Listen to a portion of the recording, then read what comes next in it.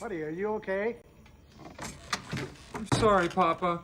Just need some alone time. Buddy, I think we have to talk. His role in Elf helped make Bob Newhart a comedy legend. He's been making us laugh for some 60 years now. More than enough reason for Ben Mankiewicz to pay him a visit. Do you know that you were profoundly influential? Not profoundly, no. All right, just influential. That's it, I've had it. I'm not taking this anymore, all right? I'm so sorry I called you profound. I'm leaving, it's over. We start with a word of warning. Do not try to flatter Bob Newhart.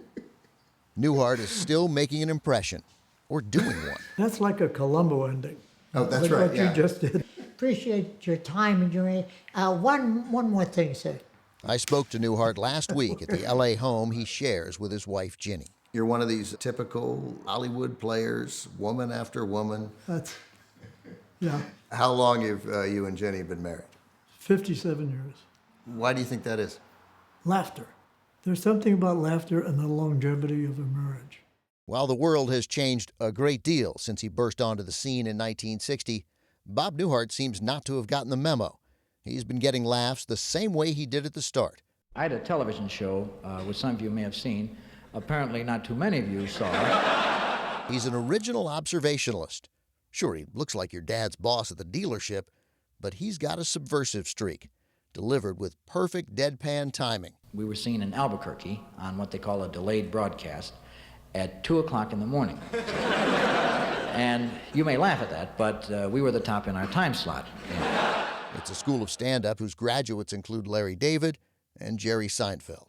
Born just outside of Chicago during the Great Depression, Newhart's stammering style was no act. That's how he talked, as a shy kid with a wry wit. How'd you know you were funny? People would tell me I was funny. After serving in the Army, Newhart became an accountant who wasn't good with numbers. If I had been with Enron, they would still be in business. I mean, the government could never have figured out. My book, Mr. Wilkinson, which I still remember his name, he said, these are not sound accounting principles. I said, I don't think I'm cut out for accounting. And that's when I decided to, okay, let's find out if I'm any good. I had a kind of a strange theory of accountancy. His failure became success. I had always felt if you got within $2 or $3 of it. He hit it big in 1960. His debut album, The Button-Down Mind of Bob Newhart, won 3 Grammys, including a shocker, Album of the Year. You beat out Harry Belafonte, Nat King Cole, and Frank Sinatra. Yeah.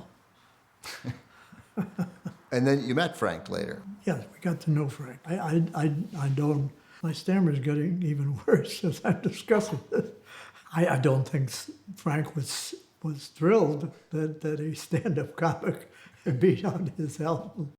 Newhart's trademark is his cadence. He takes his time, he pauses, and he has those phone calls. Hi, Abe, sweetheart, how are you again? His favorite? A publicity man talking to his client, Abe Lincoln, before the Gettysburg Address. You changed 4 score and 7 to 87? Hey, why do you change the speeches all the time? Hey, You said 87 years. yeah, I know it's the same. it's the same thing. I have on the wall the Abe Lincoln routine written out. They want to put that in the Smithsonian. Your 1960 Abe Lincoln routine is going into the country's preeminent museum. It's pretty good. Yeah, now that you bring it up, yeah. Hello? That disarming style suited him perfectly on TV, first in the Bob Newhart Show as a psychologist married to Suzanne Plachette. I'm going to bed. Unless you have another surprise for me. I did have, but you're sure not going to get it now. Part of CBS's powerful Saturday night lineup. All in the Family, MASH, Mary Tyler Moore, Bob Newhart, Carol Burnett. That was something. His Murderers Row, yeah, we used to get Super Bowl numbers. There were only 3 networks at that time, and some people claim 2.5 networks. Which one was the half network? I may have to work for them one day, so. I'm sorry, Bob. When I come home from a full day of working, I just don't feel like cooking. Emily, after looking at this food, I don't feel like eating. You and Suzanne Plachette, I still think, appeared to have the best television marriage I've ever seen. We had a chemistry. It was wonderful. Bob, tell me about Amy. It's late, Emma. No, it's not. The second show, Newhart, came in the 80s. He plays an innkeeper in Vermont. It ran for 8 seasons with a classic ending. The entire show was a dream. Honey. And he wakes up in bed with his first TV wife. Was it always the plan to end the show the way you did? No, again, it was my wife's idea. And the audience went nuts. They started applauding before they found out Susie and I were both in bed. All right, Bob. What is it? Well, you created an indelible TV moment, so thanks for doing it. She did. I Well, You really should wear more sweaters. Yes, I raised Buddy. Bob Newhart has legions of new fans, from Elf Santa's sleigh. You're gonna help me make it fly. to The Big Bang Theory. It's really you. I really like Big Bang Theory. I think it's very well written. And also in the back of my head, I was like, I know how to do that. I'm awake, right?